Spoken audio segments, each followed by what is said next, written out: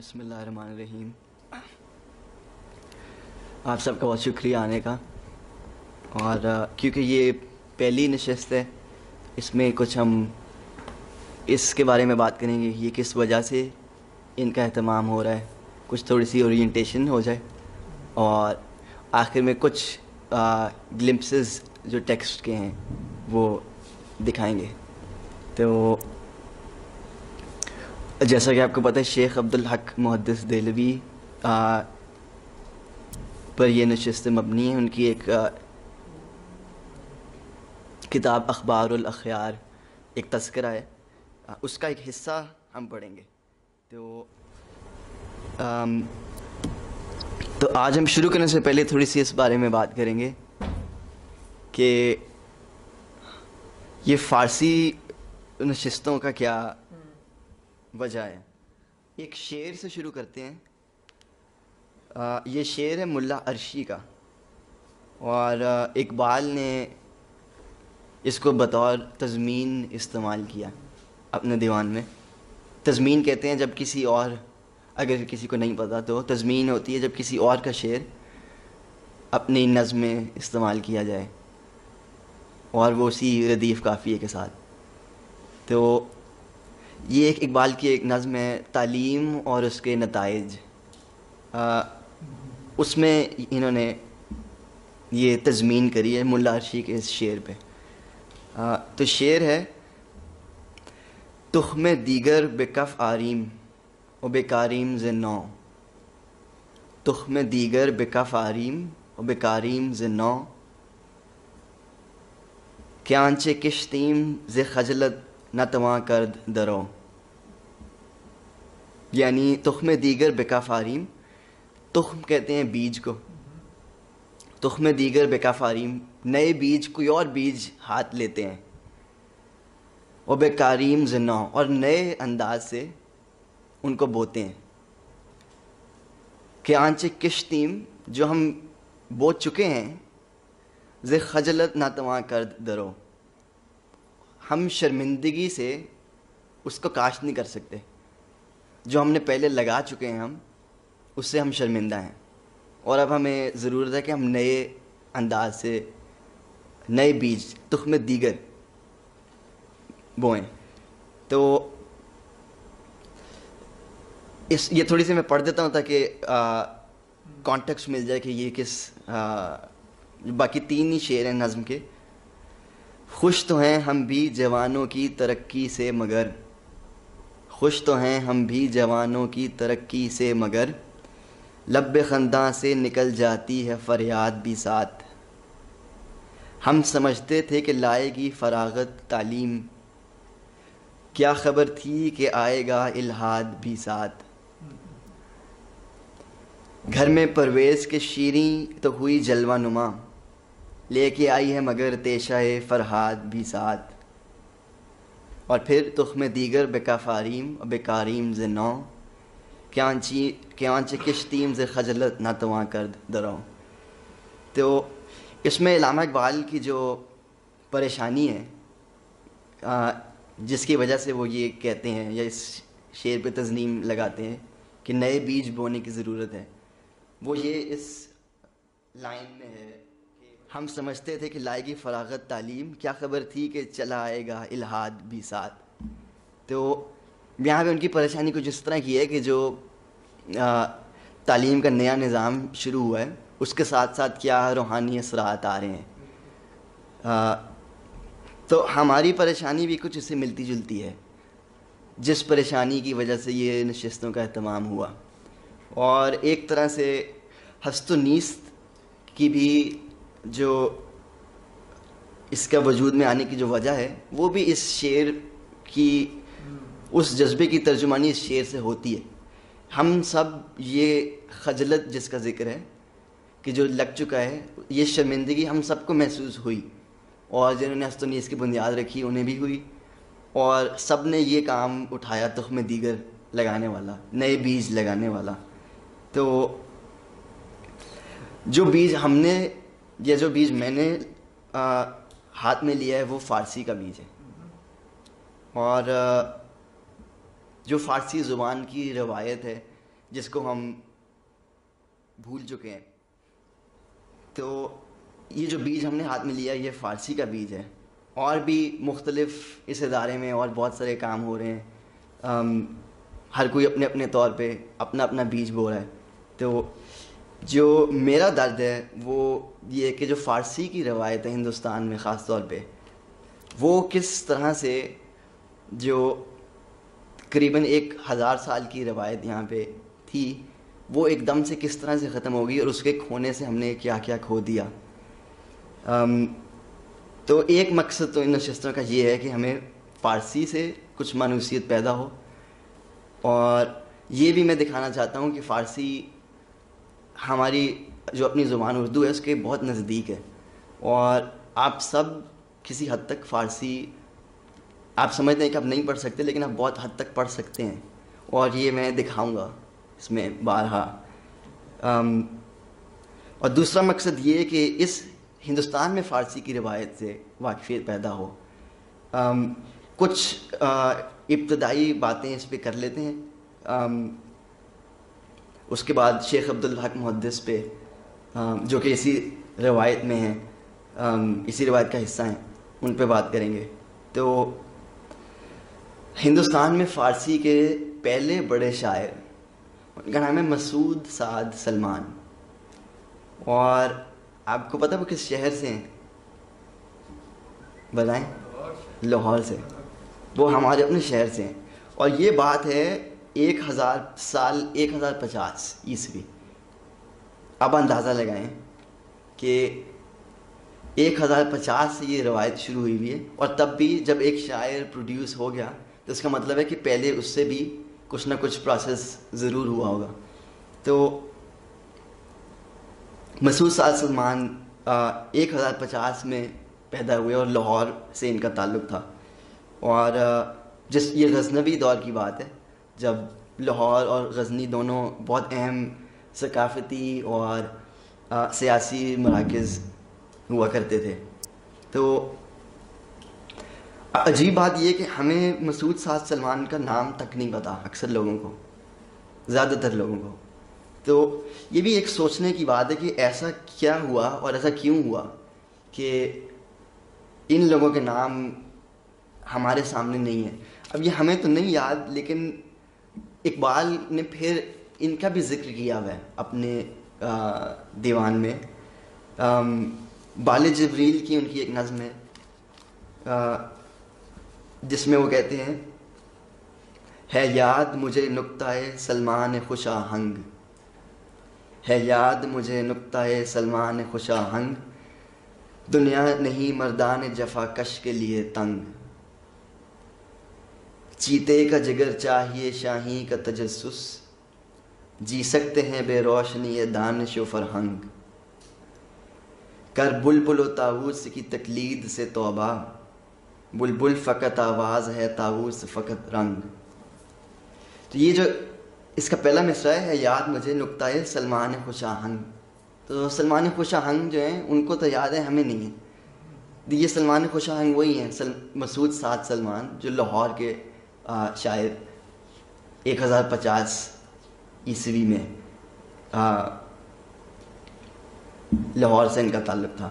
تو اب یہ سوچنے کی بات ہے کہ یہ صورتحال کیسے پیدا ہوئی اور ہم اس پوری روایت کو کس طرح سے بھول گئے، اور ہمیں یہ اندازہ بھی نہیں ہے کہ اس روایت کے بھول جانے سے کیا کیا چیزیں، کیسے کیسے لوگ اس میں موجود تھے، کیسی کیسی کتب، کیسی کیسی رائٹنگز، کیسی کیسی شاعری جو اس کے کھونے کی وجہ سے ہم نے کھو دی، جو کہ ایک زمانے میں اس خطے کے خاص طور پہ جو مسلمان ثقافت ہے اس کا بہت اہم حصہ تھا.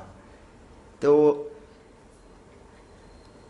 1000 سال کی روایت، اس کے سب اولیاء، اس کے سب مفکر، اس کے سب آرٹسٹ، اس کے سب دانشور،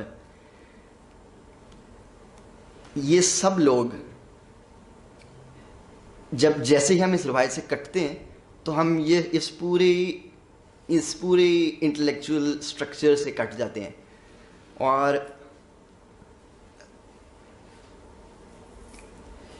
اتنے 1000 سالوں سے 1000 سال کی اس روایت میں جو انٹلیکچوئل ڈیولپمنٹ ہوئی, جو اسپریچول ڈیولپمنٹ ہوئی, اس کو ایک دم سے آپ بالکل اسے کٹ آف ہو جاتے ہیں. اور یہ بالکل ایسے ہے کہ جیسے آپ بہت صدیاں لگا کے کوئی محل تیار کریں, اس کو سنواریں, سجائیں, ہر نسل جو آئے وہ اس میں مزید ڈیولپمنٹس کرے, اس کو مزید بنائے سنوارے, اور ایک دم سے آپ یہ فیصلہ کرتے ہیں کہ اس میں نہیں ہم رہیں گے, ہم ایک اور جھونپڑی بناتے ہیں, اس میں رہ لیں گے, اس کو چھوڑو.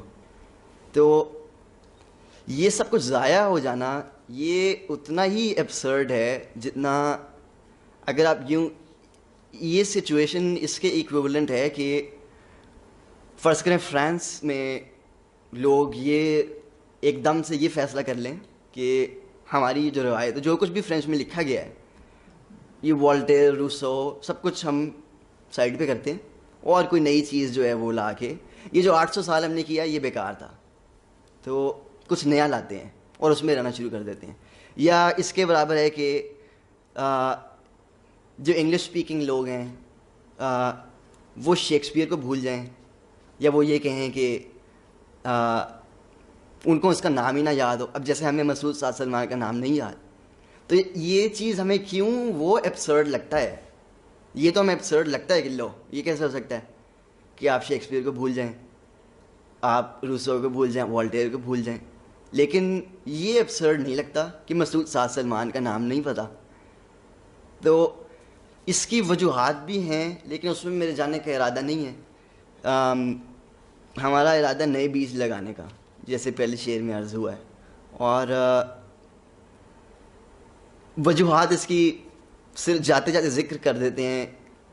سب سے بڑی چوٹ تو کلونیلزم کی لگی, اس کے بعد کچھ پارٹیشن کی لگ گئی, اور اس کے بعد اب ایک گلوبل ٹرینڈ ایک ہے جو کیپٹلسٹ کرنٹس ہیں, اس میں اس کا بھی اثر ہے. یہ 3 میجر فورسز ہیں جنہوں نے ہمیں بتدریج اس روایت سے ہٹایا. تو اب میرا تھوڑا سا ارادہ ہے کہ آپ کو تھوڑی سی ایک جھلکی دی جائے کہ یہ لوگ ہیں کون, یہ جن لوگوں کی میں بات کر رہا ہوں کہ یہ ہم نے کھو دیے, جو کہ پہلے ہماری روایت کے حصہ تھے, یہ کون لوگ ہیں, اور ان کو کھو دینا کیوں اتنا بڑا مسئلہ ہے, کون سا نقصان ہو گیا ان کو کھو کے.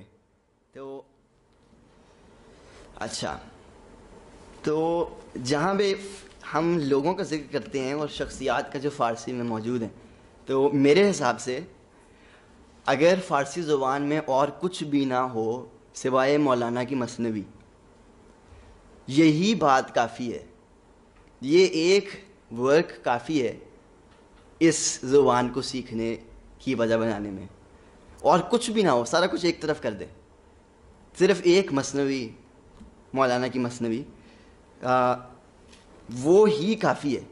اور آپ یہ سوچیں کہ فارسی کی فلک پر مولانا صرف ایک ستارے ہیں وہ آفتاب کی مانند, لیکن ہیں وہ صرف ایک. اور مطلب یہ ایسے لوگ ہیں کہ ان کی مثنوی کیا, مثنوی کے کچھ شعر جو ہیں, صرف کچھ شعر, وہ آپ کو پوری زندگی گزارنے کا سامان فراہم کر سکتے ہیں, کرتے رہے ہیں, سینکڑوں لوگوں کو کیا, صدیوں کیا, اور کرتے رہیں گے. چند شعر مثنوی کے, عقل آمد دین و دنیا شد خراب, عشق آمد ہر دو جہاں کامیاب.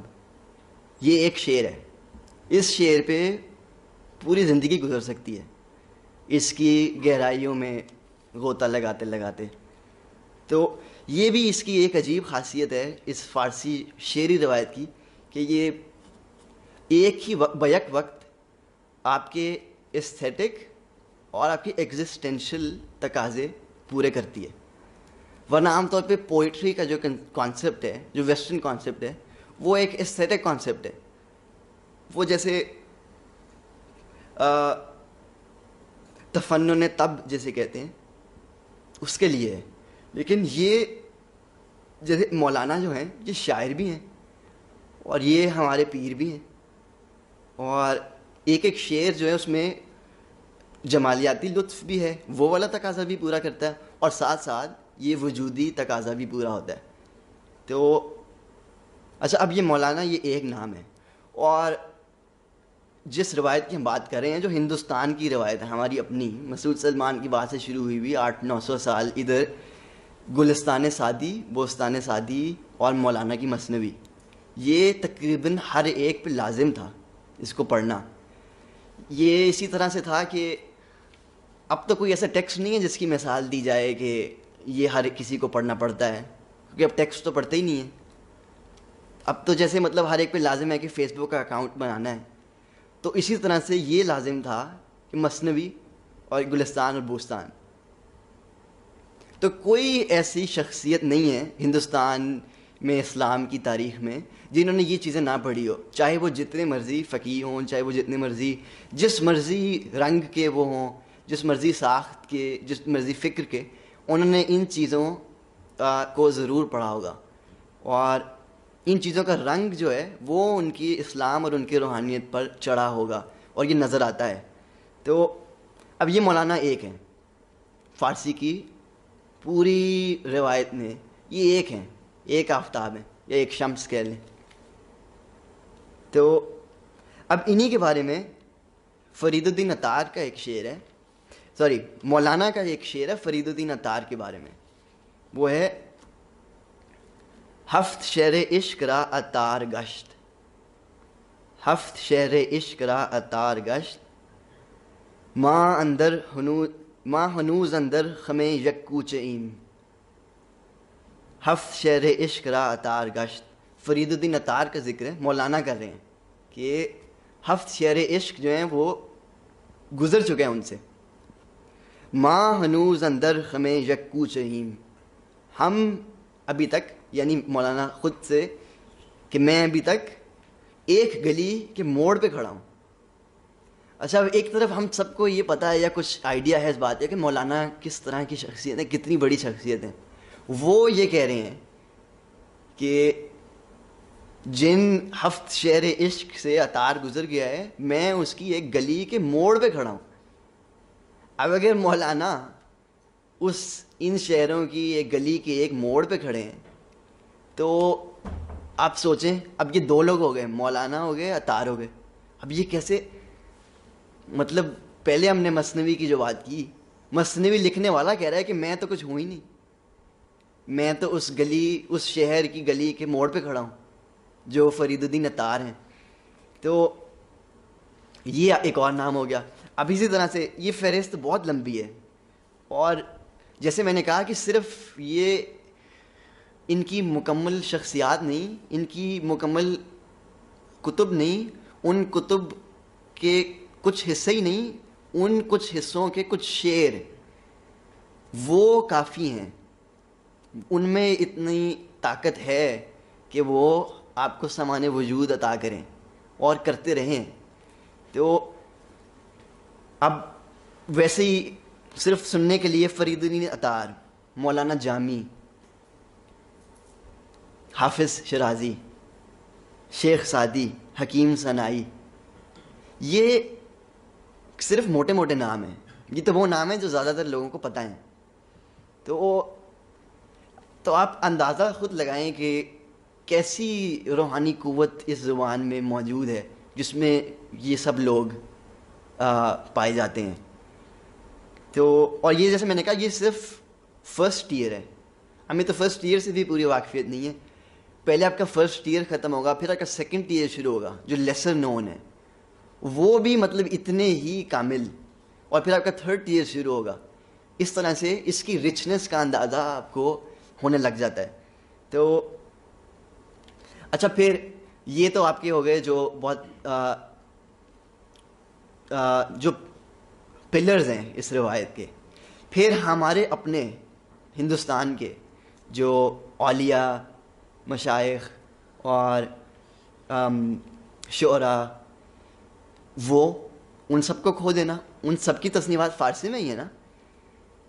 تو آپ سوچیں کہ آپ کا تعلق کتنا کٹا ان سے، کن لوگوں سے کٹا، یہ پہلے سن لیں. آپ کا تعلق کٹا فرید الدین گنج شکر، حضرت معین الدین چشتی، حضرت امیر خسرو، حضرت نظام الدین اولیاء، حضرت گیسو دراز، محمد غواث گوالی علی، شیخ عبدالحق محدث جن کا ہم ذکر کریں گے، شیخ احمد سرہندی،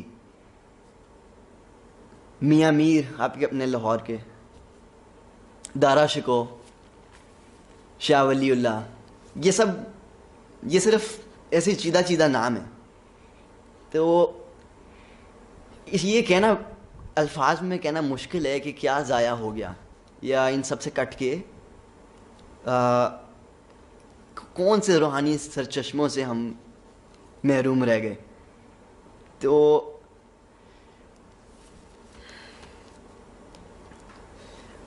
اب یہ جس میں بات کر رہا تھا کہ کیونکہ یہ ہماری ہندوستان میں بھی فارسی روایت بہت پرانی ہے، اور مسعود صاحب سلمان سے جس کی ابتدا ہوتی ہے، تو ان سب ٹیکسٹ کے ہونے کی وجہ سے جو بھی اس روایت کی شخصیات ہیں ان میں ایک خاص رنگ نظر آتا ہے.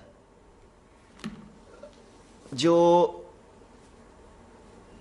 شیخ عبدالحق محدث کا جو اکاؤنٹ ہم نے پڑھنا ہے ان نشستوں میں، اس کی سلیکشن کی ایک وجہ یہی تھی کہ یہ والا جو خاص رنگ ہے، جو ہندوستان میں اسلام کا ایک خاص رنگ تھا جو فارسی سے وابستہ تھا، وہ اس میں اپنی پورے جلوے کے ساتھ نظر آتا ہے.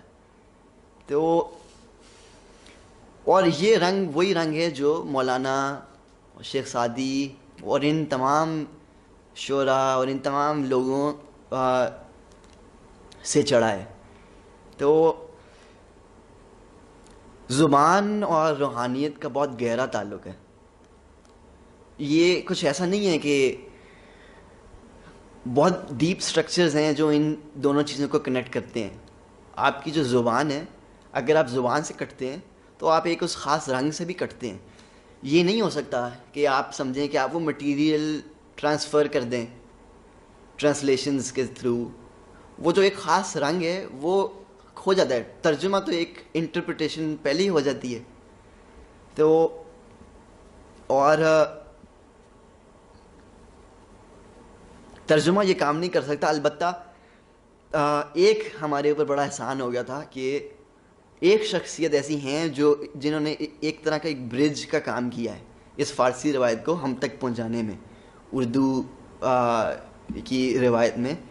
اور وہ برج جو ہیں جنہوں نے اس کی روح، جن لوگوں کا میں نے ذکر کیا، اس پوری روایت کی روح جو ہے وہ کسی حد تک ہمارے پاس ٹرانسفر کر دی، اور وہ اقبال ہیں. ان کے تھرو وہ ایک چینل ہے. اور دوسرا جو ہماری تصوف کی روایت ہے وہ بھی زندہ رہی ہے. ان دونوں کے تھرو ابھی بھی ہمیں کچھ ہوش ہے اس بات کا کہ عشق کیا ہوتا ہے، اور اپنے بلند معنوں میں عشق کیا ہوتا ہے، اور ذوق و شوق کیا ہوتا ہے. یہ کچھ ان کی وجہ سے کچھ بچت ہوئی ہے. لیکن پھر بھی جیسا میں نے ذکر کیا ہے، آپ کو اندازہ ہونا شروع ہو جائے گا کہ جن چیزوں سے ہم کٹے ہیں وہ چیزیں کیسی تھیں. میری احمد جاوید صاحب سے انہی موضوعات پہ بات ہو رہی تھی کہ یہ روحانیت اور زبان کا جو تعلق ہے اس کے بارے میں. تو انہوں نے یہی باتیں کی جو میں آپ کو بتا رہا ہوں، اور ایک شعر انہوں نے عرض کیا جو اس پوری بات کا ایک طرح سے خلاصہ ہے. اور شعر ہے وہ داغ دہلوی کا، اور شعر ہے: ہر دل میں نئے رنگ سے ہے یاد کسی کی، ہر دل میں نئے رنگ سے ہے یاد کسی کی، ملتی نہیں فریاد سے فریاد کسی کی. تو جب بھی کوئی فریاد کرتا ہے تو اس کی فریاد کا ایک اپنا رنگ ہوتا ہے. اسی طرح سے جو ایک روحانیت کی فریاد ہوتی ہے، جو دین جو خود ایک فریاد ہے، اس کا بھی ایک خاص رنگ ہے، اور وہ دوسرے رنگ سے نہیں ملتی. تو جب آپ اس زبان سے قطع تعلق کرتے ہیں تو آپ اس رنگ سے بھی قطع تعلق کرتے ہیں.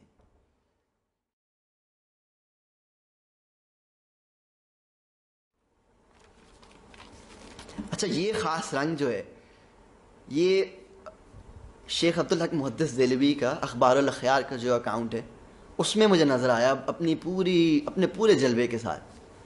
اور اس وجہ سے اس کا میں نے انتخاب کیا کہ یہ ایسی چیز ہے کہ ہم اکٹھے بیٹھ کے اس کو پڑھ سکتے ہیں, سن سکتے ہیں. اور اس میں آپ کو ایسی چیزیں نظر آئیں گی جن کا اب ہمیں کچھ سمجھ سی نہیں آتی کہ یہ کیسی عبادت ہو رہی ہے ادھر, اور یہ کیسا رنگ ہے اسلام کا, کیونکہ اب ہم اسے کٹ چکے ہیں. کچھ تھوڑا سا ایک دور دراز سا ایک ایکو سی آتی ہے سمجھ میں, اور وہ کچھ اس کی وجوہات ہیں, جیسے میں نے عرض کیا کہ اقبال کے ہونے کی وجہ سے وہ اسپرٹ جو ہے وہ کچھ اویلیبل ہے, اس کو ہم قبول کریں یا نہ کریں وہ اویلیبل ہوئی بھی ہے. تو شیخ عبدالحق محدث کے بارے میں کچھ بات کر لیتے ہیں. یہ ہندوستان میں اسلام کی تاریخ میں بہت بڑا نام ہے, اور یہ صوفی بھی بہت بڑے تھے اور فقیہ اور عالم بھی بہت بڑے تھے. خاص طور پہ ان کو یاد کیا جاتا ہے اپنی حدیث کے لیے جو انہوں نے اقدامات کی ہندوستان میں, ان کے لیے خاص طور پہ ان کو یاد کیا جاتا ہے. اور ایک رائٹر نے اس طرح سے ان کے مقام کو بیان کیا یا ان کے کردار کو. یوں آپ سمجھ لیں کہ ہندوستان میں علم حدیث انہی کے دم سے زندہ ہے, جو کہ بہت بڑی بات ہے. یہ ایک رائٹر ہیں, انہوں نے لکھا کہ 17ویں صدی عیسوی میں مسلمانوں کی مذہبی, سیاسی, علمی اور سماجی اصلاح و تربیت کا صحرا حضرت مجدد الفسانی اور شیخ عبدالحق محدث دہلوی ہی کے سر ہے. تو ان کا بہت سینٹرل رول ہے. اور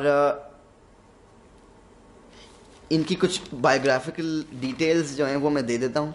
1551 میں دلی میں ان کی پیدائش ہوئی, اور 1642 میں یہ انتقال کر گئے, اور 94 ایئرز ان کی عمر تھی جس وقت انہوں نے انتقال کیا. اور بچپن میں ہی انہیں کے والد صاحب نے قادری سلسلے میں سے بیعت کروائی, اور ان کے جو پہلے پیر تھے وہ حضرت موسیٰ جیلانی قادری شیخ تھے, جو کہ شیخ عبد القادر جیلانی ثانی جن کے دم سے یہاں پہ ہندوستان میں قادری سلسلے نے ترویج پائی, یہ ان کے پر پوتے تھے جو شیخ عبدالحق محدث کے شیخ تھے. تو ان سے ان کی بیعت ہوئی. اس کے بعد تقریباً جب یہ تقریباً 40 سال کے تھے تو یہ حج کرنے گئے, اور یہ حج ان کے لیے بہت, ان کی زندگی میں بہت اہم ثابت ہوا. وہاں پہ انہوں نے عبد الوہاب متقی, یہ بھی قادری شیخ ہیں, ان سے بیعت کی, اور وہاں پہ انہوں نے علم حدیث حاصل کیا. اور وہاں پہ انہوں نے کچھ سال قیام کیا. یہ سب علم حدیث خاص طور پہ ان سے سیکھے, اور پھر وہاں پہ جا کے ان کا دل لگ گیا, اور ان کا واپس آنے کا دل نہیں تھا. تو یہ بھی بڑی خوبصورت ان کی ایک اور کتاب ہے زاد المتقین, جس میں دوبارہ سے کچھ آٹوبایوگرافیکل حصے ہیں اس میں ہیں, اور اس میں وہ اس کا ذکر کرتے ہیں کہ یہ ان کے شیخ اور ان کے درمیان یہ جو ایک سلسلہ چلا تھا کہ وہ واپس نہیں آنا چاہتے تھے ہندوستان. انہیں محبت ہو گئی تھی مکہ مدینہ سے, اور وہ کہتے تھے میں نے بس یہیں, باقی سب کام یہیں ہوں گے. تو اب شیخ عبد الوہاب متقی جو ہے انہوں اندازہ تھا کہ انہوں نے کتنا بڑا کردار ادا کرنا ہے ہندوستان میں, تو وہ ان کو بڑے پیار سے کہتے تھے کہ آپ واپس چلے جائیں. پھر وہ کہتے تھے نہیں, لیکن وہ پھر بات ٹل جاتی تھی کچھ دن, پھر تھوڑی دیر بعد وہ کچھ دن بعد ذکر کرتے کہ آپ واپس جائیں. تو آہستہ آہستہ کچھ پھر آخر کار تھوڑی سختی سے کہا کہ اب آپ چلے جائیں. تو پھر انہوں نے بڑے بھاری دل کے ساتھ ہندوستان کا رخ کیا. جن الفاظ میں انہوں نے شیخ عبدالوہاب متقی نے انہیں واپس جانے کو کہا وہ یہ ہیں. یہ بھی زاد المتقین میں ان کا ذکر ہے. بدلی واپس باید رفت، بدلی واپس باید رفت. اتنا سمجھ آیا ہے؟ کوئی یہ فارسی اتنی مشکل تو نہیں، بہت سادہ ہے. بالکل، بے دلی واپس باید رفت، زیرا کہ دلی بے فراق شما نالان است. کیا بات ہے. دلی، آپ کو دلی واپس جانا چاہیے. کیوں؟ زیرا کہ دلی بے فراق شما، آپ کے فراق میں، آپ کی ہجر میں نالان ہے. تو یہ انہوں نے ذکر کیا ان سے. تب شیخ عبدالحق نے واپس دلی آنے کا فیصلہ کیا، اور پھر انہوں نے ادھر آ کے تعلیم و تدریس کا سلسلہ شروع کیا، اور ایک مدرسہ اور ایک خانقاہ دلی میں قائم کی، جن سے سینکڑوں طالب علم نے حدیث کا علم حاصل کیا اور روحانی باطنی علوم حاصل کیے.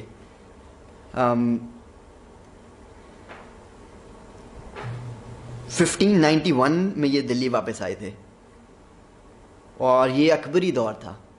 اس کی بھی کچھ اہمیت ہے کہ یہ اس وقت دور کیا چل رہا ہے اور اس وقت ارد گرد کیا ہو رہا ہے. اس کا بھی ذکر آئے گا. تو خیر باقی زندگی انہوں نے پھر دلی میں گزاری، اور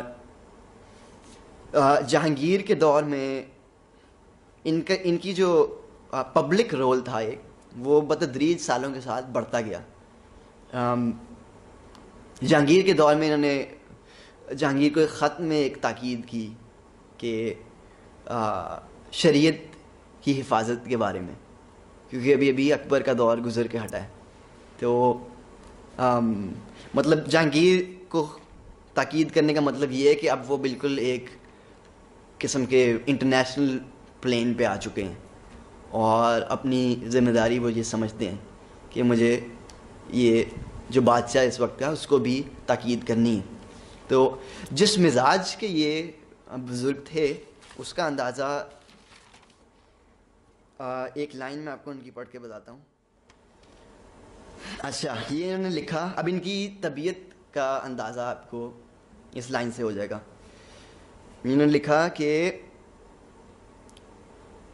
این بندے معمور است کہ جز در ابواب دین و ملت کے باعث ترویج و تجدید شریعت اور موجب حفظ عقائد و احکام سنت باشد تکلم نہ کند. کہ اس بندے، اب یہ لفظ انہوں نے سوال کیا معمور، کہ یہ میں اس کام کے لیے ڈیلیگیٹ ہو چکا ہوں. مطلب اس میں آپ اس یقین کی بھی وہ دیکھیں کہ ان کو ایسا وہ ہے کہ یہ میں ہوں اس کام کے لیے، میرا تعین ہو گیا ہے کہ میں اس کام کے لیے ہوں. کس کام کے لیے؟ این بندے معمور است کہ جز در ابواب دین و ملت کے باعث ترویج و تجدید شریعت اور موجب حفظ عقائد و احکام سنت باشد تکلم نہ کند. کہ جو بھی چیز دین کے باب میں اور اس کی ترویج یعنی اس کے رواج پانے میں، اس کی تجدید یعنی اس کے ریوائول میں، تجدید شریعت اور موجب حفظ عقائد، وہ بات جو عقائد کی حفاظت کا باعث بنے، وہ احکام سنت اور جو سنت کے احکام ہیں، تکلم نہ کرنا، اس کے علاوہ میں کوئی بات نہ کروں. یہ مطلب ان کے آپ یقین کی بھی اس کا نظر آ رہا ہے درجہ. اوز دائرہ اعتدال اور ہیتائے احتیاط بیرون نہ یفتد، اور اعتدال اور احتیاط کے دائرے سے باہر نہ جاؤں میری کوئی بھی بات. تو اس سے ہمیں اندازہ ہوتا ہے کہ بہت محتاط شرعی بزرگ تھے، اور ان کے خطوط میں بھی آپ کو یہ بارہا ملے گا کہ یہ شریعت کی حفاظت جو ہے وہ ان کا بہت پریسنگ کنسرن تھا، اور اس کا تعلق جو ہے وہ اس وقت کی ہسٹوریکل کانٹیکسٹ سے بھی ہے. تو کل ان کی 60 تصنیفات ہیں، 60 ورکس عربی اور فارسی میں انہوں نے لکھے، اور اس میں جن موضوعات پہ انہوں نے لکھے اس میں تفسیر، تجوید، حدیث، عقائد، فقہ، تصوف، اخلاق، فلسفہ، منطق، تاریخ، تذکرہ، علم نحو، ان تمام موضوعات پر ان کی تصنیفات موجود ہیں. کچھ تصنیفات ان کی کچھ زیادہ مشہور ہیں، جیسے یہ تذکرہ اخبار الاخیار. اور اچھا، یہ جو میں نے آپ کو جو لائن پڑھ کے سنائی ہے، جو ہم نے سلیکشن کی ہے، جو ریڈنگ ہم نے یہاں پہ کرنی ہے جس سے کی، اس کا رنگ بالکل مختلف ہے اس سے، کیونکہ یہ ایک قسم کی فارمل رائٹنگز ہیں، آفیشیل رائٹنگز ہیں، اور اس میں جو ان کا اوور رائڈنگ کنسرن ہے وہ ہے شریعت کی پاسداری. ان رائٹنگز کی آڈینس جو ہے وہ تمام مسلمان اور جو آپ کا بیوروکریٹک اپریٹس ہے اس دور کا، وہ سب. لیکن یہ جو اکاؤنٹ سلیکٹ کیا ہم نے یہاں پہ پڑھنے کا، یہ ایک بہت ہی پرسنل اور انٹیمیٹ رنگ میں ہے. اس وجہ سے یہ مجھے بہت اچھا لگا تھا کہ اس میں اس اکاؤنٹ میں وہ اپنے آباء و اجداد کا ذکر کرتے ہیں. یہ اس تذکرے کے آخر میں ایک تکملہ ہے، ایک پوسٹ اسکرپٹ سمجھ لیں. تو اس میں انہوں نے اپنے آباء و اجداد کا ذکر کیا اور اپنی 7 نسلوں کی تصویر کھینچی ہے انہوں نے، جہاں سے ان کے پہلے آباء و اجداد جو ہیں وہ بخارا سے جب ہندوستان آئے وہاں سے شروع کرتے ہیں، اور پھر ان کی اپنی تعلیم ان کے والد صاحب کے ہاتھ، اور اس کا بھی بہت خوبصورت اور بہت اپنائیت کے ساتھ لکھا ہوا یہ اکاؤنٹ. بالکل ایسے لگتا ہے کہ جیسے کوئی آٹو بایوگرافی پڑھ رہے ہیں آپ، جو کہ اس طرح کی شخصیات میں کم ہی ہمیں ملتا ہے، ان کی اس طرح کی رائٹنگز. جیسے ان کے ساتھ ہی شیخ احمد سرہندی کا بھی ذکر ہوتا ہے. تو یہ اکاؤنٹ پڑھ کے ہمیں ذرا یہ نظر آتا ہے کہ یہ لوگ اپنے روزمرہ زندگی میں کس طرح کے تھے، اور چلتے پھرتے اپنے محلے میں اپنے دوستوں کے ساتھ، اپنے والد کے ساتھ کیا وہ کس طرح کا ماحول تھا، وہ اس میں اس اکاؤنٹ میں ہمیں نظر آتا ہے. تو اس کی میں کچھ صرف تھوڑی سی چاشنی دینے کے لیے ایک دو اس کی چیزیں میں سنا دیتا ہوں. لیکن یہ بھی تذکرہ اخبار الاخیار خود، اچھا اس کا نام جو ہے اخبار الاخیار، اس کا کیا مطلب ہے؟ اخبار جمع ہے خبر کی، اور اخیار جمع ہے خیر کی، یعنی خیر والوں کی خبریں یا خیر والوں کی باتیں. تو یہ تذکرہ بہت اہم ہے ہندوستان کی تاریخ میں، کیونکہ یہ پہلا تذکرہ ہے جب یہ کسی سلسلے کے مطابق نہیں لکھا گیا. یہ پورے ہندوستان کے مشائخ اور اولیاء اس میں جمع ہیں، اور یہ بھی بہت اہم بات ہے کہ ایسا کیوں ہوا اور اس وقت کیوں ہوا. پہلے جو ہمارے پاس تذکرے موجود ہیں اس میں اکثر اوقات ایسے ہوتا ہے کہ کسی ایک سلسلے کے بزرگ جو ہیں ان کا ذکر ہوتا ہے. یہ پہلا تذکرہ اس وقت آیا کہ اس میں تمام اولیاء، تمام مشائخ، حضرت معین الدین چشتی سے شروع ہو کے اس سے پہلے بھی یہ شیخ عبد القادر جیلانی پہ لکھتے ہیں، کیونکہ وہ ان کا خود تعلق قادری سلسلے سے ہے، اور پھر شیخ معین الدین چشتی سے لے کے اپنے دور تک پورے جو ہندوستان کے مشائخ اور اولیاء ہیں ان کا یہ تذکرہ ہے. اور اس کی جو احتیاط برتی ہے انہوں نے اس کام کو کرنے میں، وہ ایسی ہے کہ جیسے آج اسکالرز جتنی احتیاط کرتے ہیں.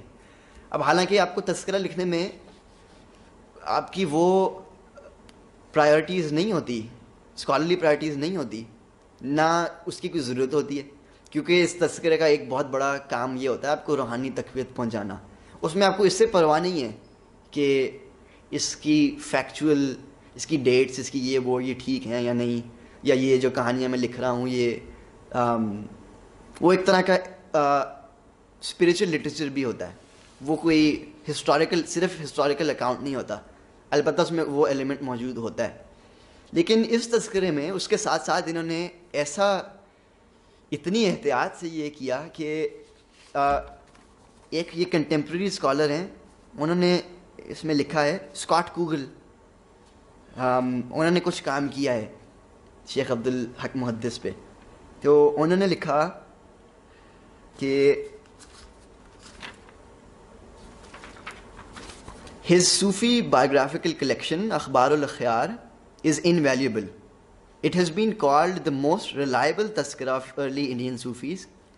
اب یہ سنیں, so carefully pruned of factual errors and legendary accretions that the Sheikh appears to have applied the yardstick of hadith scholarship to the study of medieval saints. یہ بہت insightful observation ہے ان کی, کہ کیونکہ وہ محدث بھی ہیں اور اس میں اس طرح کی ضرورت ہوتی ہے, کیونکہ اس میں تو آپ کو سند وہ سب کچھ طے کرنا ہے. اس میں اس طرح کی جو اسکالرلی اسٹینڈرڈ پروسیجرز ہیں, تو اس کا رنگ اس تذکرے میں بھی آیا ہے. وہ اس طرح سے مطلب انہوں نے ان مشائخین اولیاء کے بارے میں جو باتیں لکھی ہیں وہ اتنی ایکوریٹ, اتنی جیسے انہوں نے لیجنڈری ایکریشنز سے خالی, کہ حیران رہ جاتے ہیں. تو اس لیے یہ تذکرہ کافی مشہور ہے. اور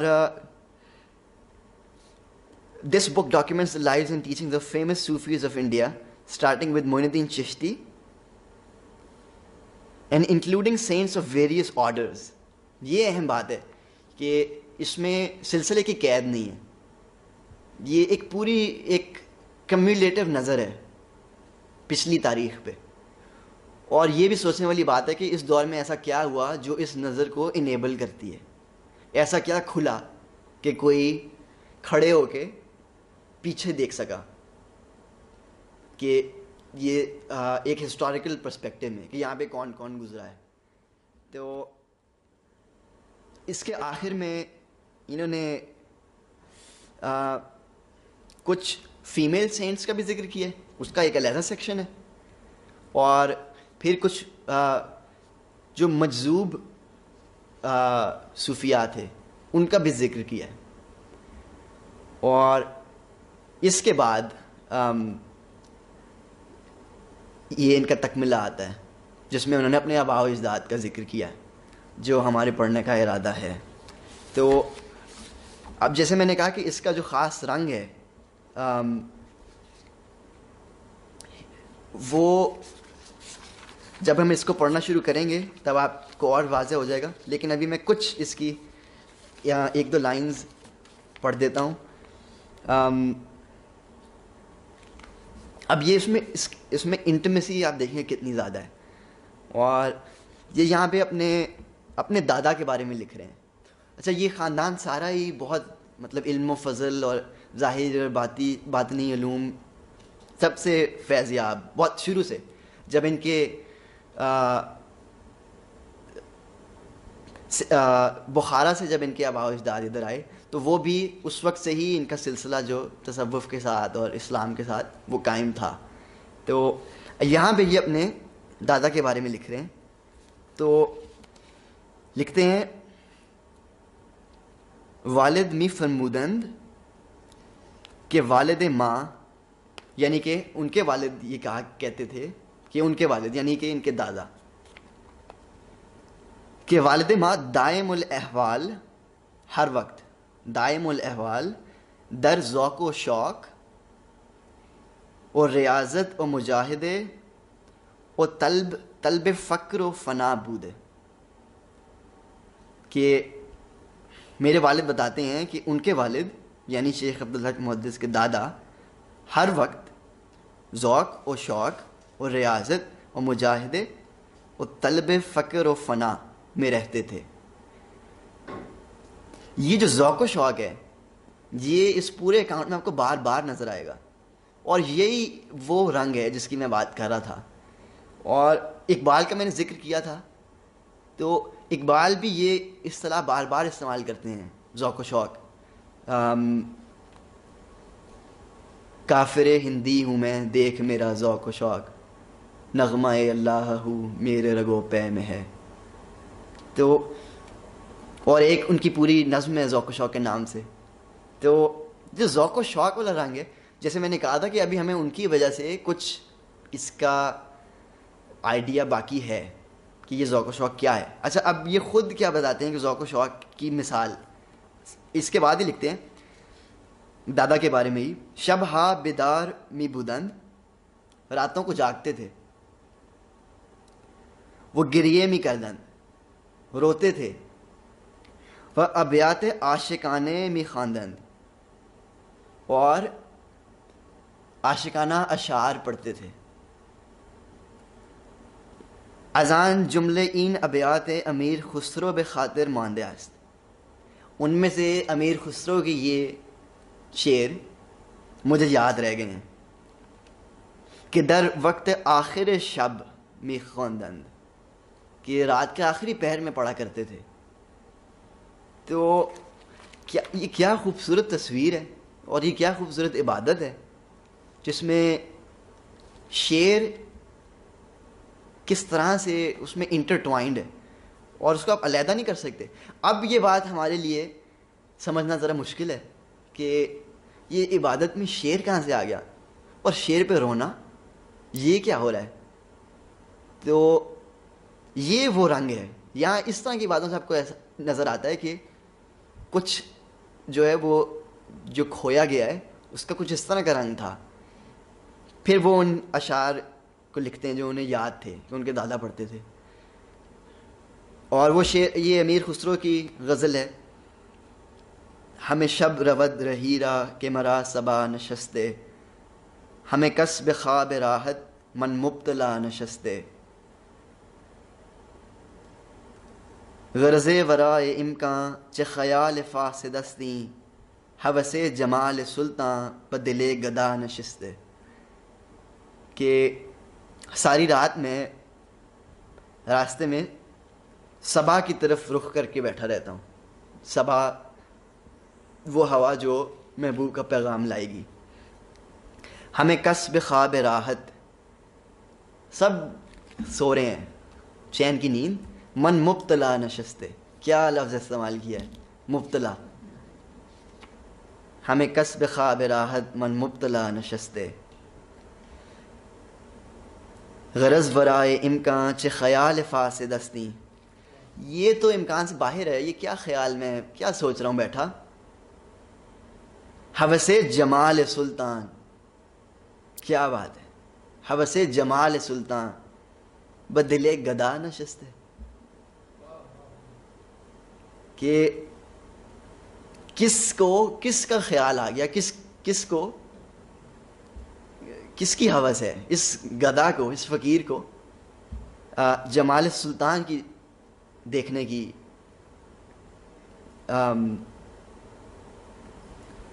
خواہش پیدا ہو گئی. تو یہ شعر, اب یہ شعر ایک شخص رات کو جاگ کے دیر تک عبادت کر کے وہ رو رہا ہے یہ پڑھتے ہوئے. اب یہ جو پورا منظر ہے یہ وہ رنگ ہے, یہ وہ رنگ ہے, یہ اس کا ایک رنگ ہے جو ہندوستان میں اسلام کی جو روح تھی جس میں شعر کو بہت دخل ہے, اور جو جیسے کہ میں نے کہا جو مولانا سعدی حافظ ان سب لوگوں سے چڑھا, یہ وہ رنگ نظر آ رہا ہے. اب ہمارے لیے سمجھنا یہ بات ذرا مشکل ہے کہ پہلی بات تو یہ اعتراض ہو جائے گا کہ شعر تو غیر شرعی ہے, اور پھر یہ شعر ایسے بھی نہیں ہے کہ اس میں کوئی آبویسلی کوئی خدا کا نام ہو یا کوئی پیغمبر کا نام ہو. یہ تو ہے ہوس جمال سلطان بدلے گدا نشستے, یہ تو ہوس کی بات ہے. تو یہ سب اعتراضات جو اٹھ سکتے ہیں یہ اسی چیز کی دلیل ہے کہ ہم اس روایت سے کتنا دور ہو چکے ہیں. تو اچھا اسی طرح سے ایک اور میں پڑھ دیتا ہوں, اس کے بعد ختم کرتے ہیں. لیکن یہ میں آپ کو صرف گلمپسز دے رہا ہوں, جو ہم پورا پڑھیں گے وہ اس سے بہت زیادہ خوبصورت ہے. یہ تھوڑے سے سپوائلرز ہیں. اچھا یہ اب میرا خیال ہے یہاں پہ, ویسے تو ہم جب شروع سے پڑھیں گے تو زیادہ واضح ہو جائے گا, یہاں پہ یہ اپنے والد صاحب کے بارے میں بات کریں. تو لکھتے ہیں رقیق القلب اور سری التاثیر بود. کیسے خوبصورت الفاظ ہیں. رقیق القلب اور سری التاثیر. سری التاثیر کا مطلب, سری کا مطلب جلدی یا تیز, سرعت جسے کہتے ہیں, تیزی. سری التاثیر جسے تاثیر, اثر بہت جلدی ہو جائے کسی چیز کا. سری التاثیر بود اند. سخنی از درد و محبت پیش ایشان نہ گزرد کہ متاثر نہ شوند اور گریے نہ کنند. ان کے سامنے درد اور محبت کی بات نہیں ہو سکتی تھی کہ وہ رونے نہ لگ جائیں. عجیب بات ہے. اور یہ خاص طور پہ اس لیے دلچسپ ہے کیونکہ اب جیسے میں نے ایک لائن پڑھی کہ جہاں پہ میں نے کہا تھا کہ ان کی طبیعت کا, شیخ عبدالحق محدث کی اپنی طبیعت کا اور ان کے اپنے کنسرنز کا جہاں پہ ذکر ہوا, وہ تو یہ اتنے ہی محتاط بزرگ جتنے کوئی ہو سکتے ہیں. یہ بالکل لیگلسٹ, بالکل فقیہ, بہت بڑے عالم, محدث, یہ باتیں وہ لکھ رہے ہیں. یہ اپنے جو آباء و اجداد اور احوال کا ذکر کر رہے ہیں, یہ وہ لکھ رہے ہیں. یہ بات ذرا ذہن میں رکھی جائے کہ یہ ایک بہت بڑے فقیہ. تو یہ جو ہمارے ذہن میں ایک اب ایک ڈائکاٹمی, ایک تفریق ہے نا, صوفی, فقیہ, عالم, صوفی, یہ سب کچھ اس تصویر میں کوئی ایسی تفریق نظر نہیں آتی. سب کچھ ملا جلا ہے. شعر بھی ایسے لگتا ہے اتنا ہی اہم ہے ان کے لیے جتنی شریعت ہے. تو اچھا یہ لکھتے ہیں پھر سخنی از درد و محبت پیش شان نہ گزرت. اور یہ بھی یاد رکھیں کہ یہ شیخ عبد المحدث کی آٹوبایوگرافی اس طرح سے بھی ہے کہ بے شک وہ اپنے دادا یا اپنے والد کا ذکر کریں, ان کا ذکر کرنا ہی اس بات کی دلیل ہے کہ ان کے لیے یہ باعث فخر ہے. اپنے دادا کی یہ خصوصیات کہ وہ رات بھر روتے تھے امیر خسرو کو پڑھ کے, یہ ان کے لیے قابل ذکر ہے اور قابل فخر ہے, اس لیے انہوں نے اس کا ذکر کیا. تو اس طرح سے ہم ساتھ ساتھ ان کی اپنی پرسنالٹی بھی ڈیکنسٹرکٹ کر رہے ہیں, شیخ عبدالحق خود کی. تو آٹوبایوگرافی وہ لازمی نہیں ہے کہ وہ اس طرح سے ہو کہ میں نے یہ, میں نے وہ بھی ہے اس میں, جب وہ اپنے آپ پہ آتے ہیں کہ میں یوں پڑھتا تھا, مجھے یوں سکھایا جاتا تھا, میں یہاں پہ جاتا تھا. لیکن جب اپنے والد اور اپنے دادا کے بارے میں بھی بات کریں, وہ بھی میرے نزدیک آٹوبایوگرافیکل ہی ہے. تو اچھا, سخنی از درد و محبت پیش شان نہ گزرت, ان کے سامنے درد و محبت کی بات نہیں گزرتی تھی کہ متاثر نہ شوند, کہ وہ متاثر نہ ہوں, وہ گریے نہ کنند اور روئیں نہ. فقیر را یاد نیست کہ این ربائی خیام را پیش ایشان خواندے باشیم و ایشان را گریه و حالت دست داده باشد اگرچه خود در یہ روز دے بار بخونم. یہ یہاں پہ کہہ رہے ہیں کہ مجھے نہیں یاد کہ مجھ پہ کبھی ایسا اثر ہوا یہ روائی پڑھ کے, گرچہ خود در یک روز دے بار بخونم, even though I would recite it 10 times in a day. مجھ پہ یہ, اب یہ بھی مطلب کتنی انٹیمیسی ہے اس بات میں, اور کتنی عاجزی اور انکساری بھی ہے, اور کتنا ذوق و شوق خود ان کا ہے کہ مجھ پہ یہ شعر پڑھ کے وہ اثر نہیں ہوتا تھا جو ان کو ہوتا تھا. اور وہ شعر ہیں, یہ عمر خیام کی ربائی ہے جس کا یہاں پہ ذکر ہے. این کوز چمن عاشق زاری بوده است در بند سر زلف نگاری بوده است این دست که در گردن او میبینی دستی است کہ در گردن یاری بوده است. اب ہم تو یہ پڑھ کے کہیں گے اس میں رونے والی بات کیا ہے؟ اچھا یہ این کوزه چو من عاشق زاری بوده است در بند سر زلف نگاری بوده است. یہ کوزہ، کیونکہ عمر خیام کا اگر کوئی یاد ہو تو ان کا سے یہ جو کوزہ گری سے بہت وابستہ تھے وہ. ان کوزہ چمن عاشق زاری بوده است، یہ کوزہ میری طرح کا عاشق زار ہے. در بند سر زلف نگاری بوده است، محبوب کی زلف کے بند میں. این دست کے در گردن او می بینی، یہ ہاتھ جو تم اس کی گردن میں دیکھتے ہو. دستی است کے در گردن یاری بوده است، یہ بہت ہاتھ ہے جو یار کی گردن میں تھا. اب بالکل ایک عاشقانہ سا مضمون ہے اور ان پہ رکت طاری ہو گئی. انہوں نے گریہ زاری شروع کر دی اور اس میں شیخ عبدالحق کی یہ بات مجھے تو بہت اچھی لگی کہ وہ خود یہ ایک ظریفانہ انداز میں کہتے ہیں کہ میں یہ 10 دفعہ پڑھتا ہوں دن میں، مجھے کچھ نہیں ہوتا. تو اگر ان کو نہیں ہوتا تو ہمیں تو پھر شاید بالکل ہی نہ ہو. تو لیکن یہ اس طرح کی جو چیزیں ہیں، یہ میں آپ کو صرف کچھ ایگزامپلس دے رہا ہوں اس کے بیچ بیچ میں سے. اچھا ایک یہ آخری بات جاتے جاتے کر دیتے ہیں. یہ ان کے والد صاحب سماع کے بارے میں لکھتے ہیں. می فرمودن کہ در اول حالت سماع و در گرفتن آن یک لمحه است کہ در آن شعور مفقود است. کہ محفل سماع میں ایک لمحہ ایسا ہوتا ہے کہ اس میں در آن شعور مفقود است، کہ اس میں شعور جو ہے وہ سٹینڈ بائی پہ لگ جاتا ہے، جو عقل ہے وہ سٹینڈ بائی پہ لگ جاتی ہے. وہ بعد از آن اثر اوست کے باقی میماند،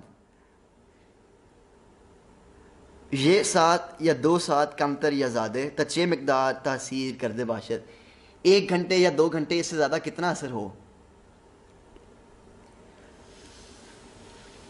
اچھا پھر کہتے ہیں حقیقت این سخن کے فقہا می گویند. فقہا یہ کہتے ہیں کہ الغناء نیت النفاق، نفاق ہیچ معلوم نمی شود. مجھے کچھ سمجھ نہیں آتی یہ جو فقیہ کہتے ہیں کہ یہ غنا نیت النفاق ہیچ معلوم نمی شود. بس سماع نفاق چی مناسبت دارد. سماع کے لیے نفاق کا کیا تعلق ہے، لڑائی جھگڑے کا کیا تعلق ہے. اور آنجا کہ از ہستی خود خبر نہ ماند، وہاں جہاں پہ اپنی ہستی سے خود خبر نہ رہے، نفاق چے معنی دار ہے، وہاں پہ نفاق کا کیا کام. مگر آن کے این خاصیت در حق طائفہ ای مخصوص باشد واللہ عالم. لیکن پھر بھی یہ عمل ایک خاص ایک مخصوص طائفے کے لیے ہے، واللہ عالم، آگے اللہ جانے. تو یہ بھی جو اس کی آپ نثر دیکھیں بالکل ایسے لگتا ہے کہ کوئی آپ کے سامنے بیٹھ کے کوئی بات کر رہا ہے کہ سماع میں، محفل سماع میں ان سب چیزوں کا کیا تعلق، مجھے تو نہیں سمجھ آتی یہ جو فقہا کہتے ہیں. تو خیر، اور یہ تمام باتیں یہ شیخ عبدالحق محدث خود لکھ رہے ہیں، جن کو شریعت سے بڑھ کے ان کے لیے کوئی چیز اتنی اہم نہیں ہے اور ان کے باقی تصنیفات میں نظر آتی ہیں. تو یہ جو تقریباً 20-30 صفحات پر مشتمل ہے یہ اکاؤنٹ ان کے آباء و اجداد کا، اور اس کو ہم اگلی جتنی بھی 7-8 نشستیں ہو سکیں گی اس میں شروع سے آخر تک پڑھیں گے. اور یہ ٹیکسٹ جو ہے فارسی ٹیکسٹ بھی میں چاہوں گا کہ سب کے پاس ہو جو بیٹھے ہیں، تاکہ آپ ساتھ ساتھ اس کو فالو کر سکیں. اور جیسے کہ میں نے پہلے ذکر کیا ہے، ابھی بھی جو میں نے چیزیں پڑھی ہیں ان میں سے بہت ساری چیزیں اگر میں آپ سے پوچھتا تو آپ کو کچھ لفظ دیکھ کے کچھ جس نے فارسی کبھی بھی نہیں پڑھی اس کو بھی اس کی سینس سمجھ میں آنا شروع ہو جاتی ہے. تو جب آپ کے سامنے ہوگا اور جب ہم اکٹھے پڑھیں گے تو یہ بہت آسان ہو جائے گا یہ کام. اور یہ ہم اس کو شروع سے آخر تک انشاءاللہ اگلی 7-8 نشستوں میں پڑھیں گے. تو یہاں پہ میرا خیال ہے گھنٹہ مکمل ہو گیا, بلکہ تھوڑا زیادہ ہو گیا. تو بہت شکریہ سب کا. کوئی سوال جواب ہو تو